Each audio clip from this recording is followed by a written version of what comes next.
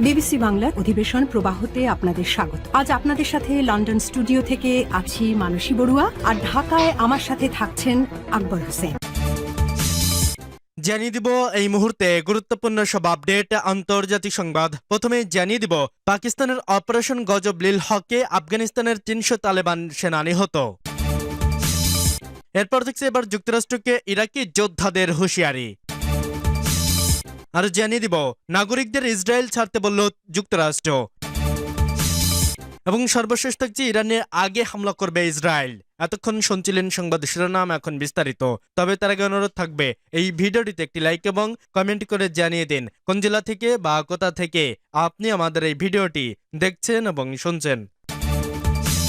আফগানিস্তানের হামলার জবাবে শুক্রবার ভোরে কাবুল, কান্দাহার ও পাকতিয়ায় অতর্কিত হামলা চালিয়েছে পাকিস্তান সেনাবাহিনী। এতে আফগানিস্তানের অন্তত ২২৮ জন তালেবান যোদ্ধা নিহত এবং ৩১৪ জন আহত হয়েছে বলে দাবি করেছে পাকিস্তান।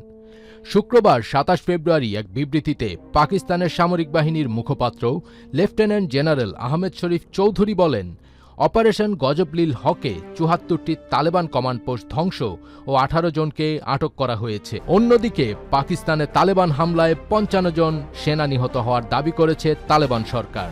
তারা বলেছে, গত বুধবার তারা ডুরাল্ড লাইন বরাবর পাকিস্তানি সামরিক বাহিনীর অবস্থান লক্ষ্য করে বড় ধরনের প্রতিশোধমূলক হামলা চালিয়েছে। ওই হামলায় ৫৫ জন পাকিস্তানি সেনা নিহত হয়েছেন। এদিকে আন্তর্জাতিক গোয়েন্দা সংস্থা think tank open source intelligence এর ইউরোপ শাখা এক বার্তায় চাঞ্চল্যকর দাবি করেছে। তাদের দাবিতে বলা হয়েছে, পাকিস্তানের সেনাবাহিনী পরিচালিত অপারেশন গজব-লিল হক অভিযানে আফগানিস্তানের ক্ষমতাসীন তালেবান সরকারের সর্বোচ্চ ধর্মীয় নেতা হিবাতুল্লাহ আখুন্দজাদা নিহত হয়েছেন। এদিকে পাকিস্তান থেকে আবারও হামলা শুরুর খবর বিবিসিকে নিশ্চিত করেছে আফগানিস্তানের খোস্ত এলাকার তালেবান সরকারি কর্মকর্তারা। শুক্রবার সন্ধ্যায় তালেবান সরকারের দক্ষিণ পূর্বাঞ্চলীয় অঞ্চলের মানসুরি কর্পসের মুখপাত্র আব্দুল হক ফিদা বিবিসিকে বলেছেন যে ইফতারের বিরতির পর খোস্ত এবং ট্যাঙ্ক এলাকায় আবারও অভিযান শুরু হয়েছে ও তুমুল লড়াই চলছে। আলোচনার মাধ্যমে সমাধানের কথা বললেও একে অন্যের ওপর দায় চাপিয়ে মুখোমুখি অবস্থান নিয়েছে পাকিস্তান ও আফগানিস্তান। শুক্রবার দিনভর উত্তেজনার পর সংবাদ সম্মেলনে নিজেদের অবস্থান তুলে ধরেছে দুই দেশ। যুদ্ধের ক্ষয়ক্ষতি নিয়েও নিজেদের মতো বার্তা দিয়েছে তারা। এবার যুক্তরাষ্ট্রকে শাসালো ইরাক। দেশটির ৬টি সশস্ত্র গোষ্ঠীর সমন্বয়ে গঠিত ইরাকি রেসিডেন্স কোঅর্ডিনেশন কমিটি হুঁশিয়ারি দিয়েছে, যুক্তরাষ্ট্র যদি ইরাকে তার উপস্থিতি বজায় রাখে এবং অভ্যন্তরীণ রাজনীতিতে হস্তক্ষেপ অব্যাহত রাখে তবে তারা উপযুক্ত ব্যবস্থা নিতে বাধ্য হবে। এক বিবৃতিতে কমিটি অভিযোগ করেছে, ওয়াশিংটন বাগদাদের সঙ্গে হওয়া চুক্তির শর্ত মানছে না। ওই চুক্তি অনুযায়ী ইরাকের মাটিতে অবস্থানরত সব বিদেশি বাহিনীকে প্রত্যাহার করার কথা ছিল। কমিটির দাবি, মার্কিন বাহিনী শুধু অবস্থানই বজায় রাখেনি, বরং ইরাকের আকাশসীমা লঙ্ঘন করে দেশটির নিরাপত্তা ও স্থিতিশীলতার জন্য হুমকি সৃষ্টি করছে। তাদের ভাষায় এটি ইরাকের সার্বভৌমত্ব ও জাতীয় মর্যাদার সুস্পষ্ট লঙ্ঘন। বিবৃতিতে আরও বলা হয়, মার্কিন বাহিনী যদি জোর করে নিজেদের উপস্থিতি চাপিয়ে দিতে চায় তাহলে ইরাকি প্রতিরোধ গোষ্ঠীগুলো জনগণের মর্যাদা ও অধিকার রক্ষায় আইনি ও নৈতিক দায়িত্ব পালন করবে। যদিও কী ধরনের পদক্ষেপ নেওয়া হতে পারে সে বিষয়ে সুনির্দিষ্ট কিছু জানানো হয়নি, তবু পর্যবেক্ষকদের মতে এতে নিরাপত্তা পরিস্থিতি আরও অস্থির হয়ে উঠতে পারে। এদিকে যুক্তরাষ্ট্রের বিরুদ্ধে ইরাকের অভ্যন্তরীণ রাজনীতিতে সরাসরি হস্তক্ষেপের অভিযোগও তুলেছে কমিটি। তাদের দাবি, ওয়াশিংটন নির্ধারণ করার চেষ্টা করছে কে সরকারের দায়িত্ব নিতে পারবে আর কে পারবে না।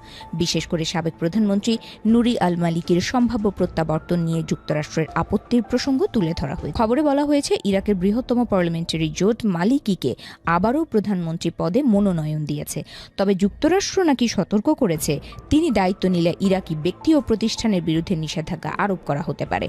সর্বশেষ তথ্য অনুযায়ী ২৭ ফেব্রুয়ারির মধ্যে মালিকির প্রার্থিতা প্রত্যাহার না করলে কঠোর পদক্ষেপ নেওয়া হতে পারে বলে বার্তা দেওয়া হয়েছে। কিন্তু মালিকি ইতোমধ্যেই ঘোষণা দিয়েছেন তিনি তার প্রার্থিতা প্রত্যাহার করবেন না। বিশ্লেষকদের মতে এই টানাপোড়েন শুধু একজন রাজনৈতিক ব্যক্তিত্বকে ঘিরে নয়, বরং এটি ইরাকের সার্বভৌম সিদ্ধান্ত গ্রহণের ক্ষমতা বনাম আন্তর্জাতিক প্রভাবের প্রশ্নকে সামনে নিয়ে এসেছে। আজ আন্তর্জাতিক কূটনৈতিক মঞ্চে ইরান যুক্তরাষ্ট্র এবং ইসরায়েল ইরান সম্পর্ককে ঘিরে উত্তেজনা তীব্র আকার নিচ্ছে। আমেরিকার প্রেসিডেন্ট ডোনাল্ড ট্রাম্পের শীর্ষ পরামর্শকারীরা একটি অপ্রকাশিত কৌশল পরিকল্পনার কথা বিবেচনা করছেন, যেখানে তারা চান ইসরায়েল প্রথমে ইরানের সামরিক হামলা চালাক, তারপর আমেরিকা তার পাল্টা ব্যবস্থা নেবে বলে মতামত তৈরি হচ্ছে বলে জানা গেছে। এই কৌশলের পেছনে যুক্তরাষ্ট্রের অভ্যন্তরীণ রাজনৈতিক হিসাব রয়েছে। ইসরায়েলের প্রথম হামলা হলে ইরান তা প্রত্যাঘাত করলে যুক্তরাষ্ট্রে যুদ্ধকে সমর্থন করার পক্ষে জনমত শক্তিশালী হবে, এমনটাই একাধিক সূত্রে বলা হয়েছে। ট্রাম্প প্রশাসনের কিছু কর্মকর্তা বিশ্বাস করেন ইসরায়েলের প্রাথমিক আক্রমণের পরে ইরানের উত্তেজিত প্রতিক্রিয়া মার্কিন জনগণের কাছে যুদ্ধকে গ্রহণযোগ্য করে তুলতে সহায়ক হবে।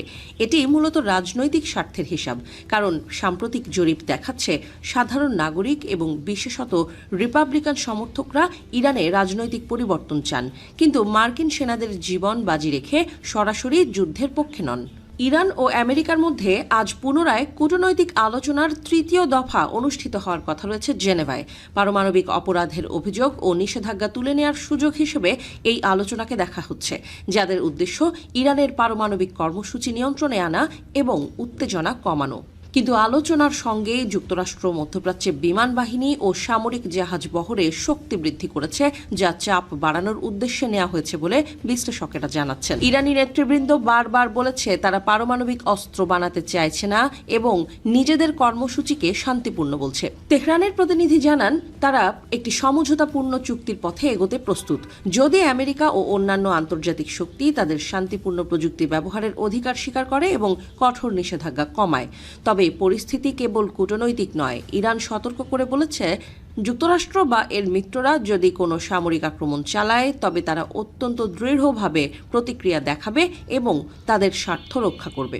গত কয়েক সপ্তাহে মধ্যপ্রাচ্যে মার্কিন সেনাবাহিনী ও মিত্রদের অবস্থান জোরদার করা হয়েছে এবং এই পরিস্থিতি নতুন এক সম্ভাব্য সংঘাতের আশঙ্কা তৈরি করেছে। বিশ্ব রাজনীতিতে এই ধরনের প্রতিক্রিয়া বিভিন্ন দেশেই বিভিন্নভাবে দেখা যাচ্ছে।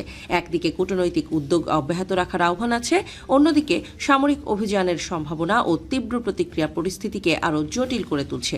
আন্তর্জাতিক বিশ্লেষকরা মনে করেন এখন কূটনৈতিক আলোচনার মাধ্যমে উত্তেজনা কমানোই সবচেয়ে কার্যকর উপায়, কারণ সামরিক সংঘাত বড় ধরনের মানবিক ও ভূ রাজনৈতিক পরিস্থিতির সৃষ্টি করছে।